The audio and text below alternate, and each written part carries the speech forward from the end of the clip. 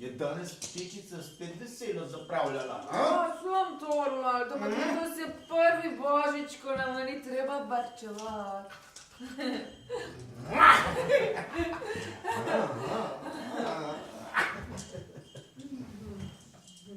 Ja, zapravljati pa vseeno ni smelo. Pač, Torvald, malo pa že lahko zapravljamo, no?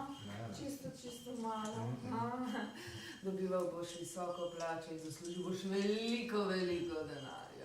Že, ampak šele po novem letu. Če bi mi že res rad kaj podaril, mi lahko podariš denar. Daj, no Torvald ne bode prosim. Obesila ga bom zlati koverti na drevešček. Potovanje je bilo čudovito. In Torvaldu je rešilo življenje. Je pa stalo ogromno denarja. 4800 kron. Kaj bi tako radi rekli, da bi vas slišal, Helmer? Zelo rada bi rekla... Presneta reč! Ste nori! Presneta reč! Gospa Helmer, bi bili tako dobri in mi pomagali s svojim vplivom? Prosim? Bi bili tako dobri in poskrbeli, da obdržim svoj podrejeni položaj v banki? Ampak zagotavljam vam ga. A me lahko spomnite, katerega dne v mesecu je umrl vaš oče? Očka je umrl 29. septembra. Točno, prav imate. In zato si nekakor ne znam razložiti neke čudne stvari. Kakšne čudne stvari? Čudno je, da je vaš oče podpisal tale dokument 3 dni po smrti. Ne razumem. Ja, vaš oče je umrl 29. septembra. Tukaj se je vaš oče podpisal 2. oktobra. Jaz sem ga podpisala. Največ veste, da gre tukaj za zelo nevarno priznanje. Zakaj? Malo boste dobili v svoj denar. Lahko vprašam naravnost. Zakaj niste dokumenta poslali očetu? Bil je preveč bolan, bilo je pač nemogoče. Potem bi bilo bolje, če bi odpovedali potovanje v tujino. Potovanje je Torvaldu rešilo življenje. Pa niste pomislili, da goljufate mene?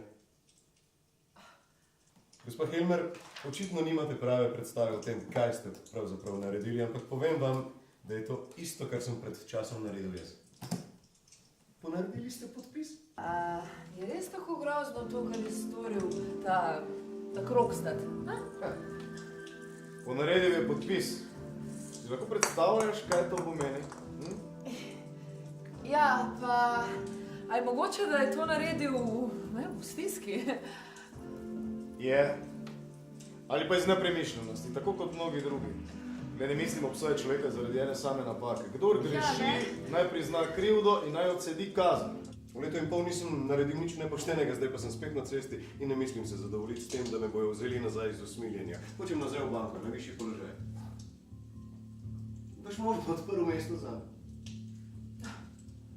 Tega ne bo naredil nikoli.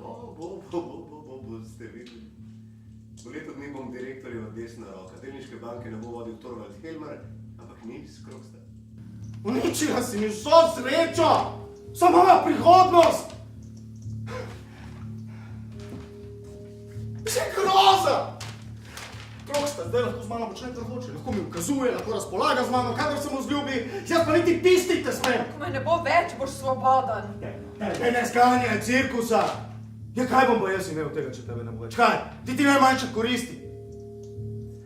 Živela sem od tega, da sem uprizarjala vse mogoče predstave zate. Točno tako, kot si ti hotel. Kako nepravična in nehvaležna si. Pa kaj nisi bila srečna tukaj? Ne, samo dobre volje in ti si bil zmeraj tako prijazen z mano. Ampak najin dom ni bil drugega kot hiša za lutke. Za ženo si imel lutko, kot sem bila lutka za očka in otroci so bili moje lutke. To je bil najin zakon. Ne ljubiš me več? Ja, ravno za to gre.